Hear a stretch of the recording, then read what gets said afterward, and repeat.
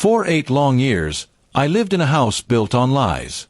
My wife, Emma, and I had been married for over 2 decades, and together we raised our daughter, Lily. To everyone, we were the perfect family, the kind that neighbors envied and relatives praised. But perfection is fragile. When the truth came out, it shattered everything I thought I knew. It started innocently enough. About 6 months before Lily's wedding, I borrowed Emma's old laptop when mine stopped working. As I was cleaning the storage, I found a folder buried deep under random files. Inside were hundreds of emails between her and a man named Daniel, someone I knew. He was my former best friend, the man who stood beside me at our wedding.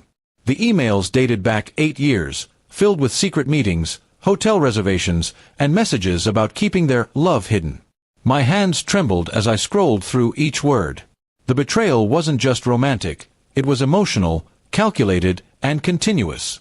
They had shared memories, vacations, and private jokes, all while pretending I was none the wiser. The worst part was realizing that during those 8 years, Emma had smiled at me every morning as if nothing had happened. I didn't confront her immediately. Anger clouded my mind, but I knew reacting recklessly would only give her control of the situation. I needed to think and plan. Then it hit me, Lily's wedding was just months away. Both Emma and Daniel would be there, surrounded by family and friends. That would be the day I would reveal everything. For the next few months, I played my part perfectly. I acted as though nothing had changed. I helped Lily with wedding arrangements, smiled at Emma, and even invited Daniel and his wife to the event. Inside, though, every moment with her felt like poison. I recorded everything, screenshots, photos, emails, all the proof I needed. Revenge wasn't about rage anymore, it was about justice. The wedding day arrived, glowing with laughter, music, and love.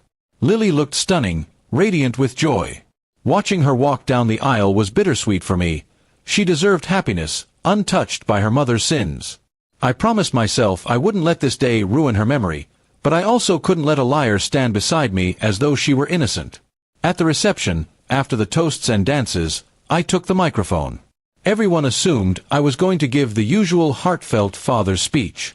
My voice was calm when I began, thanking guests for coming and congratulating the newlyweds. But then, I shifted.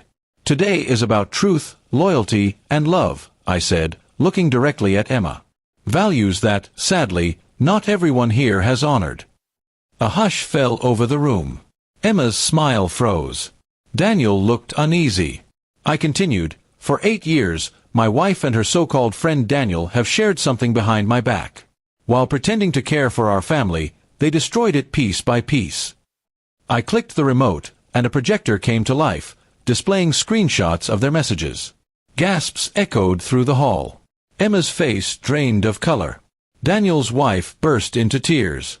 Lily stood in shock, covering her mouth. The hall was filled with murmurs and disbelief. Emma tried to speak, but I cut her off. "You don't get to lie anymore," I said firmly. "Not here. Not in front of the people who believed in us." Then I calmly set down the microphone and walked out. Outside, the night air felt cold but freeing. For years, I had carried the weight of a false marriage, and now it was gone. People called after me, but I didn't turn back. I had revealed the truth, not to humiliate her, but to free myself. The next day, I filed for divorce.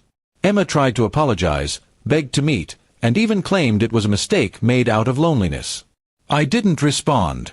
There are mistakes you can forgive, but betrayal over 8 years isn't one of them. Daniel's wife divorced him too, and his business reputation took a hit when his lies surfaced. Months later, Lily reached out. She said she was heartbroken but understood why I did it. She moved closer to me after that, visiting often. We rebuilt our relationship on honesty, something her mother could never give. As for Emma, she moved out of town. I haven't heard from her since. I don't hate her anymore. Hatred gives her space in my life she doesn't deserve. My revenge wasn't in the public humiliation, it was in reclaiming my peace. Now, every morning, I wake up knowing I'm finally free. No more lies, no more pretending. The truth hurt, yes, but it also healed. And in that quiet victory, I found the real meaning of revenge. not destroying the other person, but rebuilding yourself stronger than they ever imagined.